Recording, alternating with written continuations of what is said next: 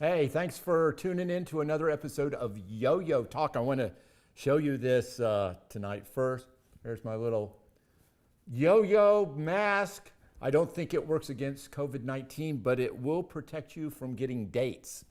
So anyway, we've got a great guest tonight, yo-yoing legend, Dr. Popular, who will be on in a few minutes. I would encourage viewers to start typing in their questions for Doc Pop right now, so we have them ready to go when he comes on the show. Now, some shows talk about wars, the pandemic, worldwide pollution, but unlike those other talk shows, we talk about a really important subject, yo-yos. And I can assure you, if you are tuned in right now, you are a cultured and refined individual. Let's see, has anybody checked in there yet, Sean? We getting some viewers? I can't see my check-in here. Oh, we got Danny, Tim Simcoe. Tim, Simcoe, Dano, who else? We got Jim E. Jim E. All right, so we got people signing in right now. So yes, Yo-Yo Talk is a great indicator of your status in the world. If you've ever met somebody for the first time and asked them if they have watched Yo-Yo Talk, and they respond by hanging their head in shame and looking at their feet, you know at that very moment that you are an alpha and they are a beta. Try it the next time you bump into Bill Gates. You will feel much better about yourself afterwards. And all those alphas out there, if you have not signed up to Doc Lucky's Yo-Yo Talk group page, please do that now. Also, we have a daily Instagram post of a very cool yo-yo every day. I guess that's a little bit redundant to daily, but we have a little bit of trivia about the yo-yo too with those Instagram posts. It's a very good way to start your morning unless you are married to a supermodel as I am. I hope you're watching the show, Jackie, trying to get a little extra credit points here.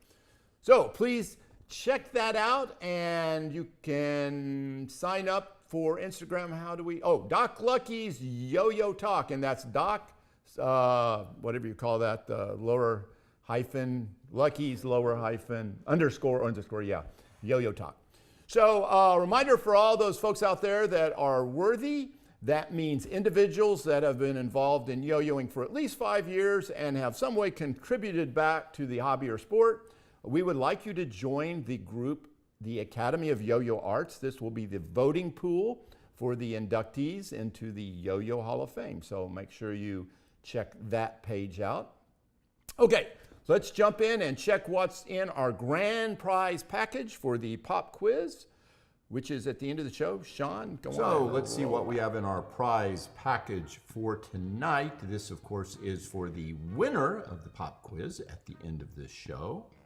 As always, I've got a copy of Lucky's Collector's Guide to 20th Century Yo-Yos, arguably the Bible of yo-yo collecting, unless you're arguing with me, and then it is the Bible of yo-yo collecting. I got the Immune there with an Immune yo-yo. Over here, we have a Creativity for Kids yo-yo, where you make your own yo-yo. I bought that many years ago, but dang it, I didn't look at the description on it. I was buying it for a 98-year-old, and it only is good for 7 to 97. So it's in our prize package tonight.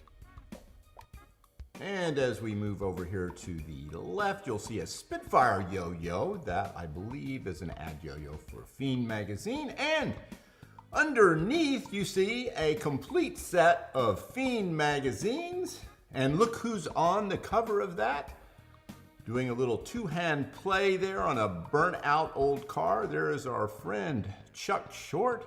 And as if I remember the story correctly, they made him put his black shirt on because he was distracting all the females with his six-pack.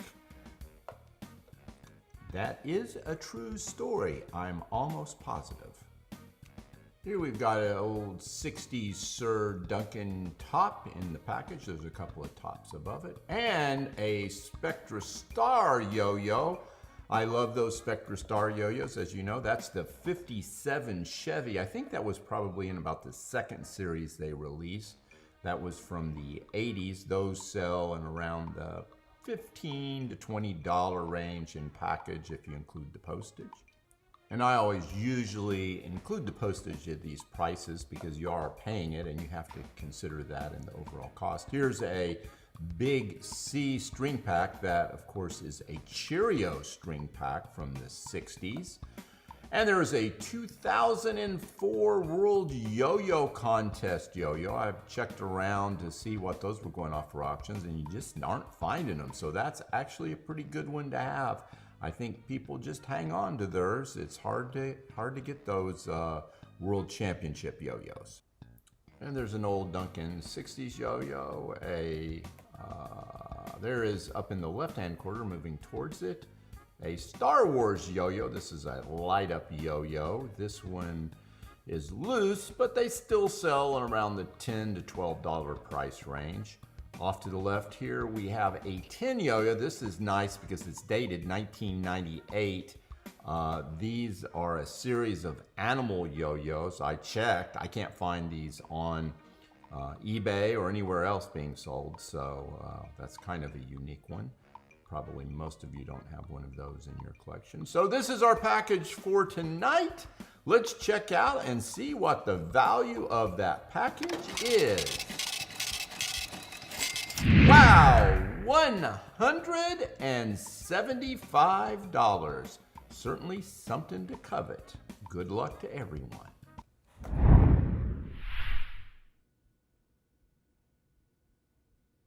So pretty good prize package for this evening, and congratulations to our official grand prize winner last week. That was Tim Simcoe winning the pop quiz with the answers KO, which represents potassium on the periodic table of yo-yos, and Coca-Cola as the brand most associated with the Russell yo-yo. And this is kind of weird because Tim never makes it from being the tentative winner to the official winner. So, Tim, your prize package is in the mail. And the Nickinator took the after-show quiz from the Zombie Cause Risk Bite Calculator, with figuring out the answer for the risk of zombification was 18%. I don't know how he got it that fast, but he is the Nickinator. So anyway, now in the lightning round, after we checked the time code, we ended up with a little bit of controversy as we had two winners.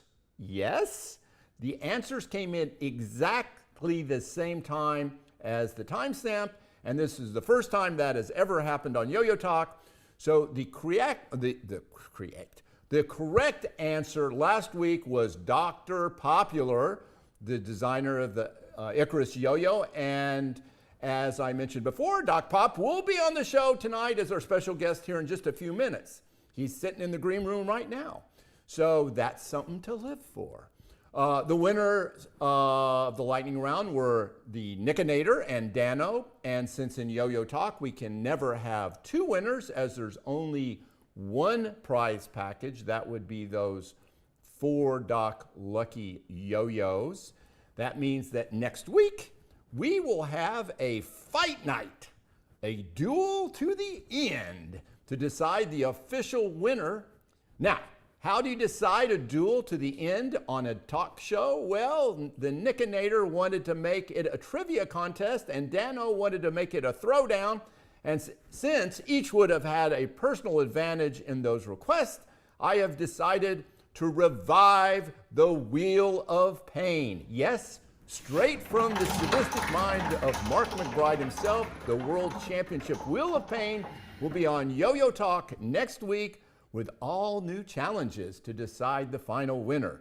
If one of our contestants does not show up, they lose, and the wheel will be spun, and when it stops, it will be on a challenge that a contestant must complete. The first contestant not to complete the two challenges will be the loser, or if they don't show up, they'll be the loser. So hopefully both of those guys will show up next week. The challenges will be not only painful physically, but they will be painful mentally as well. So Yo-Yo Talk Fight Night will be available on pay-per-view for a mere $99 access fee, or you can watch it for free on Yo-Yo Talk Thursday night at 9:30 Eastern Standard Time. The Nickinator versus Dano. Start popping your corn now and ordering your soda, because nothing like a brutal, vicious duel to the end to make you hungry. So I would like to mention that yesterday was the Worldwide Top Spin Day that was celebrated at the Top Museum in Burlington, Wisconsin. I know that Judith Schultz, the director of that museum, is a frequent viewer of Yo-Yo Talk, and I'm sure she had a lot of goings on this week in the museum. And I would encourage everybody to go out to the museum if they're ever in Burlington, Wisconsin. And for a little unfortunate news, John Higbee, who's been on the show, as you guys know, is also known as the Yo-Yo Guy or Yo-Yo People when he's been performing with his wife, Rebecca. They had a bout with some unfortunate luck. To make a long story short, a tree fell onto their car and is no more. Somebody put a tree magnet right there in the front seat, and look what happened. Fortunately, neither one of them or their kids was in the car, but unfortunately, through a technicality, they had no insurance. Needless to say, COVID-19 has not been very friendly to professional yo-yo performers, and Higbee could use your help. And you ask, how may I help? Well, there is a GoFundMe pages, and if you have some extra coin that you can toss to a yo-yo brother, then I'm sure it would be much appreciated. Another way you could help is you could go to his store at bigyoyoart.com and buy some of his artwork. Or you can do both, but wait, there is more. Dr. Popular, who is stepping up right now, and a guest on the show. He is stepping up and he is donating all the proceeds from the sale of his gold-plated executive yo-yo for all the purchases that happen in the next 24 hours to the Higbee GoFundMe page. So that is fantastic. I ordered one right before the show started, and there are only 9 left. So guys, get out there and pick up some of those gold-plated special edition Doc Pop yo-yos. I did have one interesting question since last week's episode, and here it is on Yo-Yo Talk. Do you make more money from sponsors, or do you make more money from advertisers? So I spent several hours tallying up the finances, sponsors versus advertisers, and guess what? The number was the same, 0. And it's going to remain the same because we don't have sponsors or advertisers, nor are we looking for them. If you promote a yo-yo or a company or anything to do with yo-yos, we're happy to do that on the show.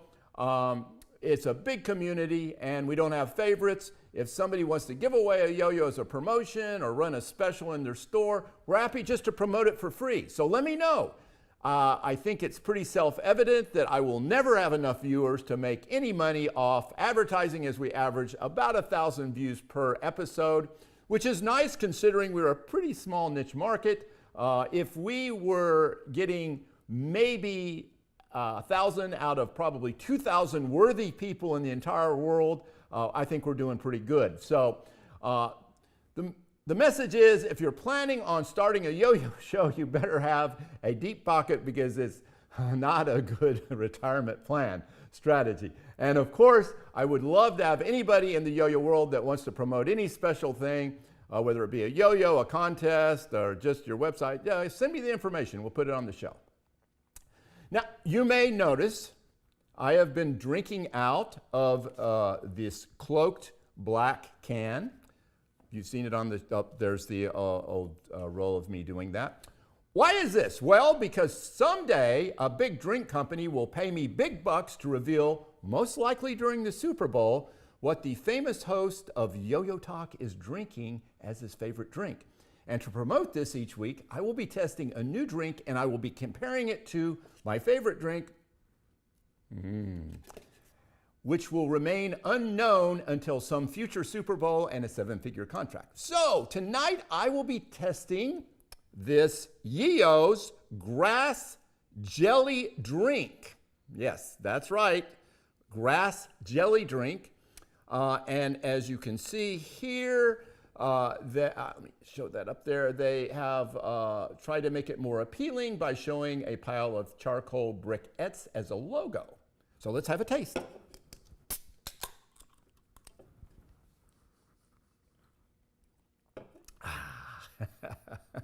So that's the no-go, no-go, no-go, even for a seven-figure contract.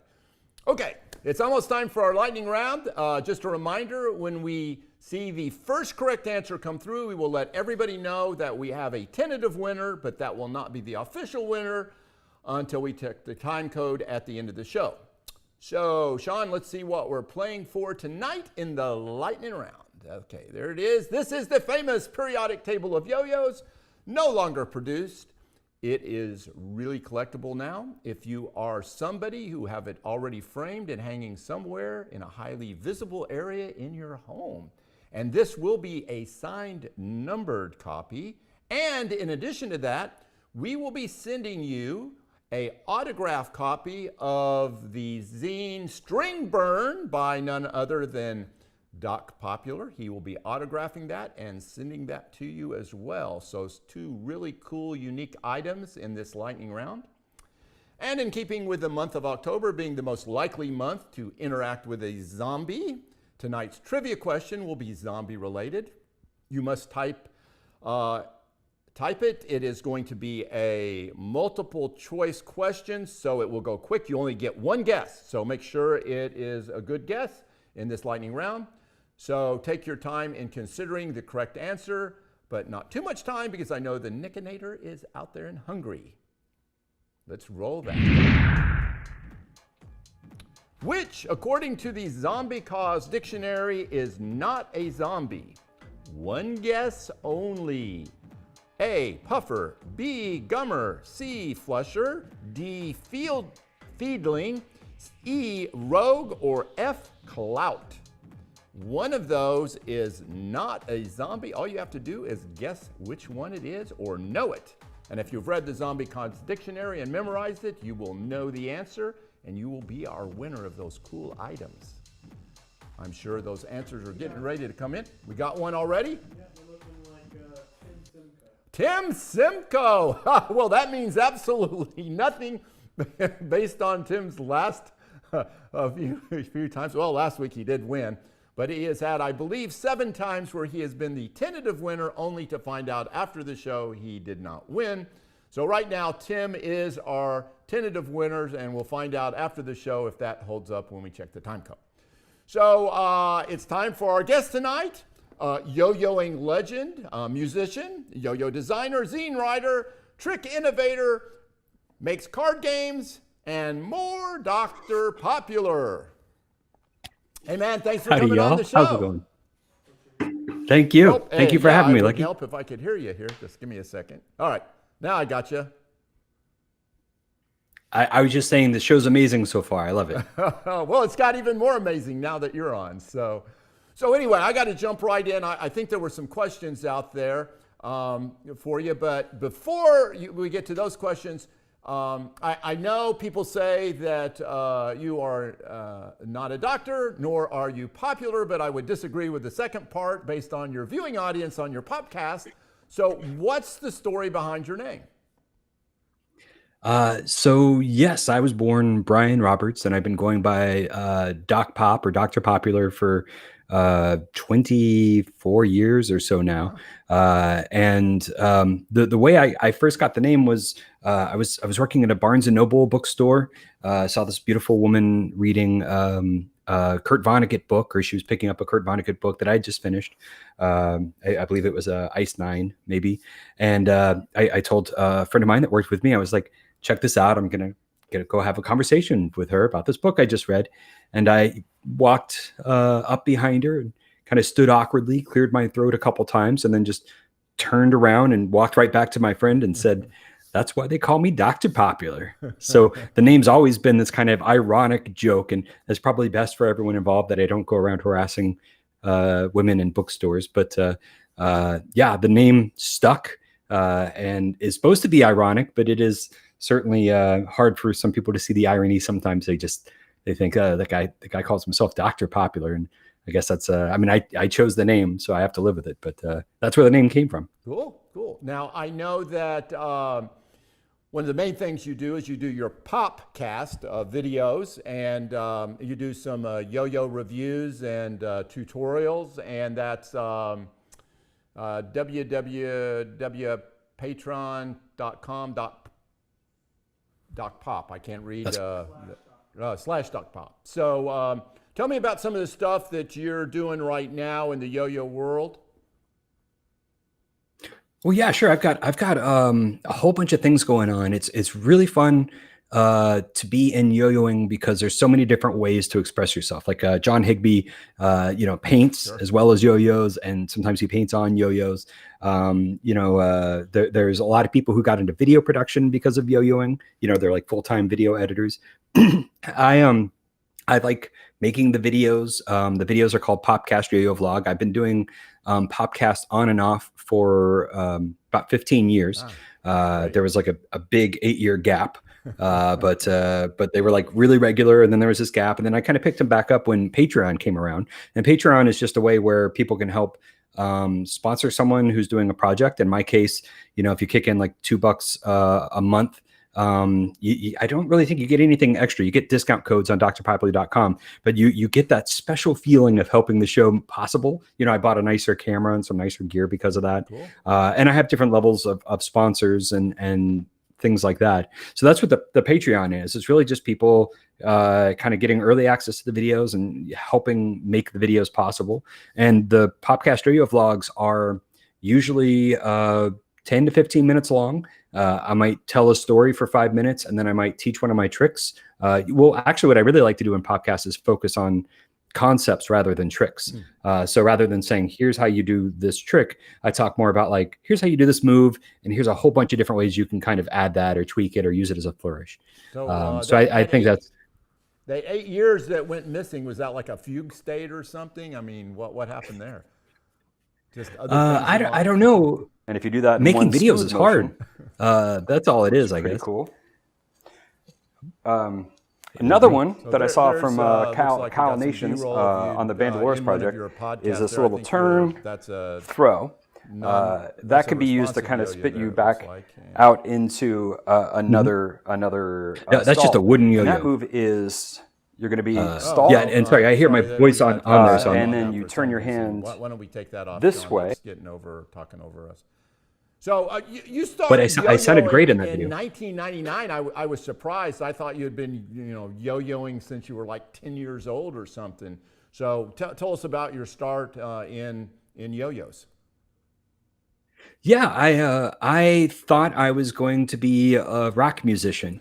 And on my 21st birthday, I lived in Nashville, Tennessee. On my 21st birthday, I flew to Seattle, Washington, and then drove down to Olympia, Washington, where I was going to have this meeting with a label, K Records, out of Olympia, Washington. It turns out that they just liked my demo, but they weren't going to sign me. I literally flew out there thinking like it's happening. Yeah. And while I was up there, I picked up a yo-yo from the Space Needle because I'm a World's Fair collector. It was really down to either the yo-yo or the snow globe because they were like the same price, $1.50. I ended up buying this green wooden yo-yo. Came back to Nashville. You're not talking about a Seattle-like Space Needle yo-yo, are you? No. Oh, this is not like wood yo-yo, and I'm thinking, well, that was like would have been the find of this century in '99. Yeah. Yeah, Duncan Seattleite, I'm still on the hunt for. That's a beautiful yo-yo with these cool grooves on the side. It's actually been a big inspiration for my design because I like seeing these weird shapes of yo-yos. But no, when I came back to Nashville, I had this like novelty yo-yo that I bought from the gift store. And this guy in the mall was opening up a yo-yo stand that day. He was literally putting the yo-yos on the shelves. And I had a yo-yo, and he thought I was an expert because I'd had a week of practice. And that's how I got into yo-yoing. He hired me. A regular wood yo-yo that wasn't like a peg string yo-yo or anything like that, was it? The yo-yo from the Space Needle was just like a wooden Newton. Okay. And so just, it was just a little generic. bit playable then. Mhm. Cool. Yeah, it wasn't fixed or anything. But I mean, all I could do was loops and sleeper. So the guy at the yo-yo cart But saw you with it, and then what? You hooked up with some better yo-yos, or? yeah, he asked if I was interested in working, and I quit my job at the Barnes and Noble. And he needed someone to work there, and he moved from the West Coast where the boom had just started. So I got in after the boom had started, but it hadn't picked up on the East Coast yet. So he knew it was coming. He spent his life savings opening up this kiosk. Moved to Nashville, and hired me, and I just got to practice while I was standing, not selling yo-yos between sales. You're just yo-yoing, and it was great. I mean, it was really amazing. It was the first round of ball bearing yo-yos, but I mean, other than the Newton, I didn't know that those were new. I didn't know. I don't think the Bumblebee was out yet, so it was like the Raider and a Sonic Spin, maybe. Been the big one. So was he primarily just selling Yomegas, or did he have other brands too? I don't know when we got everything, but we definitely had everything that was available. Okay, cool. So we were close with Pro Yo. We were close with. What happened with that yo-yo shop when the 1999 Pokemon hit, and did he go under? Yeah, it gets worse than that. So I became a regional manager. I went from working in a coffee shop at a Barnes & Noble to like having 4 stores under me, learning everything about sales and retail. I was traveling around. I would travel to Virginia to open a store in a mall, hire the staff, get it running, and a month later go open somewhere else. So I got this amazing experience. After the year, after that like holiday season, it did so well. I saw he made so much money, and he paid me well too. But I saw that it did so well that he offered to sell me the business. The name of the business was Yo Mama's Yo-Yo Stand. And I bought the business, and I opened a cart in St. Louis, Missouri. All the other carts closed. I got the inventory, and I thought, if I could do literally lucky, if I could have done a 10th of what he did at one of his stores, I would have been okay. But I didn't. I mean, there was Veriflex yo-yos with the DVD for 99 cents at the toy store 10 feet away from my kiosk. It was brutal. And I had a year contract with them all. It was, I lived in my car for 2 months, maybe 3 months. That Pokemon. Yeah. So I felt the boom. I definitely got in because of the boom, and the boom ate me alive. Yeah. But so you do the little zines. Did that start before yo-yos, or was that something that kind of spawned out after the yo-yos with the artwork? Yeah, I'm from a small town in Middle Tennessee, a town called Lewisburg, and our outlet, or our way to find out about other things happening, was through zines, through these self-published magazines and comics that people would make, and they'd send me some, and then I'd some of my copies and stuff. So since I was 15, I was sending zines out through the mail, and learning about all these cool things, and so zines has always been kind of a that DIY ethos of like making it's stuff. Not just yo-yos. You do different ones, correct? So I didn't actually make my first yo-yo zine until this year, and that's the string burn zine that you showed earlier. And I still don't know what to do with it. They're a little pricey. I designed them actually to fit in a yo-yo box, which is like 3x3, and it turns out that's crazy expensive for production. So I'm trying to figure out, do I want to get larger boxes just so I can include zines in? But I did string burn zine, and like Steve Brown wrote some articles for it, and we had different artists, and Sean Garcia shared some of his yo-yo photography. And that was just a passion project, because I haven't even put them on my site for sale. I literally just occasionally throw them in. If it's like a higher order or, a name that I've seen before, I'll definitely throw it in. Yeah, well, congratulations to Tim Simcoe, I guess. He probably won that Skin Burn zine from you there. So what's up with Doctober? Tell me a little bit about that. Well, I just want to show this real quick. This is a yo-yo comic I made that's going in your box today. This is the story I just told you about the yo-yo in Seattle and everything. So this is a little comic book I made that's this cool like silk screened comic. So yeah, I still do some like yo-yo comics and stuff like that occasionally. So what were you asking? I'm sorry to interrupt. The Doctober. Yes. Doctober is the 13th month. Scientists have just recently discovered it. It's very impressive. Some friends on Instagram, some fans who like the responsive yo-yo stuff that I'm doing, decided they wanted to do a month of responsive yo-yoing and kind of like learning some of my tricks, like you showed with that wooden yo-yo. And they came up with the name and the idea. And somewhere along the line, I thought it'd be cool to have a prompt for every day of the month. So I actually have a list of 31 tricks, mostly tricks that I created. And each day I'm trying to share on Instagram me doing those tricks. And I know there's one yo-yo company, Toy Bonnia, at the end of the month is going to be randomly giving out a thing, which is the name of their yo-yo. They're giving out a thing to a random Doctober participant. So cool. If you find the list on my at Doc Pop, if you find the list of the tricks, you can just hashtag Doctober and do one of the tricks, and you have a good chance of winning. Great, that's fantastic.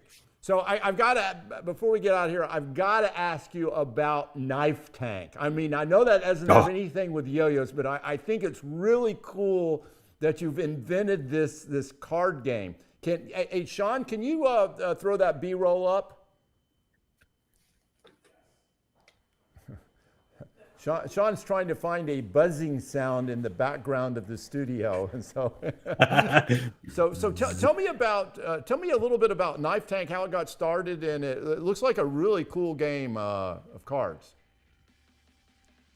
Yeah, I love this video that you're showing, by the way, too. The Knife Tank character is something I've made games for. I'm a game designer and kind of a aspiring board game designer, and we've made a couple Knife Tank games, like video games and stuff like that. They're all totally different. So it's just this fun thing. Like what would you, if you had a thing called Knife Tank in your game, what would you do with it? And in this game, this card game, each player has a card with a tank on it, and they try to move it to the opponent's side of the table without falling off or without getting destroyed by the opponent's knife tank. So there's these movement cards, there's knife cards. So when you get close, you kind of try to stab your opponent. Sure. And there's this really fun thing about dexterity cards. So there's a few cards where you stand away from the table and you flick a card. And if it lands on your opponent's tank, it does damage. So, it's definitely got that dexterity element that makes it different than other games, but also probably came out of my love of dexterity toys and skill toys and stuff. And it's got this heavy metal aesthetic. I mean, when you have a game called Knife Tank, you have to do it in an extreme metal font, have fog machines everywhere in the promo video. Like that's a must have. Yeah, that's a great video there. So, hey, anyway, thanks for coming on the show. Great stuff. And folks, remember to buy one of those gold-plated executive yo-yos that Doc Pop has to help out Higby. Doc, many thanks for doing such great kindness with this. That's you got one right there. That's nice. There you go. So so pretty. There were only 10 to start out with right before the show. I know I bought one, so it's good for 24 hours. So get out there and let's see if we can help Higby out. Okay, so now it's time to go to our pop quiz. Just a reminder, the winner of the pop quiz is by answering 2 questions correctly in the same comment section. That makes you our tentative winner. We won't be able to give you our official winner until after the show, and we look at the timeline, tentative winners. And official winners often, sadly, are not the same. And if that happens to you, you have been SIM-code. So let's see. We've already seen what we're playing for tonight. So let's roll the pop quiz there, Sean.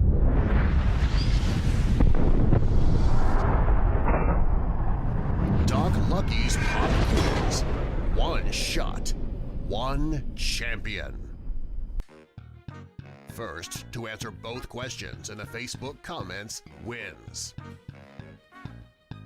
Get ready.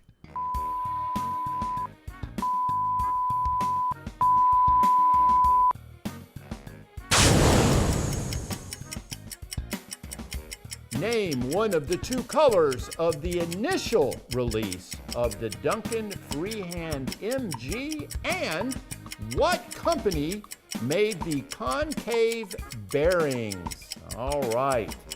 If you're a yo-yoer and were yo-yoing back in the day, you should know those answers. They should be right on the tip of your tongue.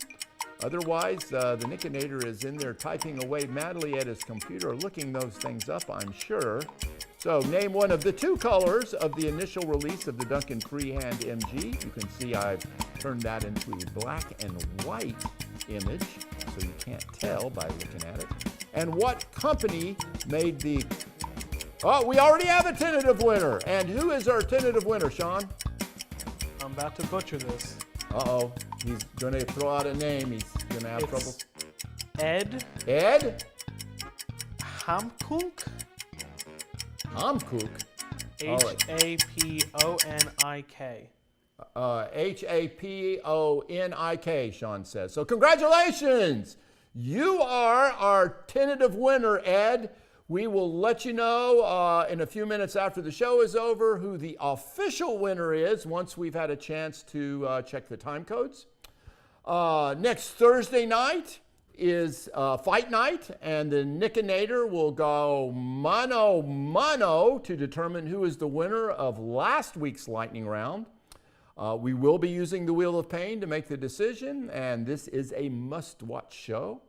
Also, next week we will be having Brian Jardin and Noel on for this show. These guys are yo-yo professionals. They've been working at the Duncan cart at Disney Springs for a long time. Cart's been there for 7 years, and sadly, it is a casualty of COVID-19.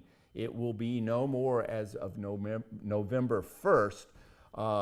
These guys are going to reminisce a little bit about what it was like to work at the yo-yo cart and what is the kind of the future for brick and mortar sales in the yo-yo world. So don't forget to contribute to the Higby Go Fund Me webpage and check out all of Doc Pop's links and buy one of those gold-plated Doc Pop executive yo-yos. What's that? They will be in the comments. All those Doc Pop links will be in the comments section after the show. And make sure you sign up for the Doc Lucky's Yo-Yo Talk page. And if you are worthy, sign up for the Academy of Yo-Yo Arts. This is Doc Lucky signing off. And remember, you can never have too many yo-yos. See y'all next week.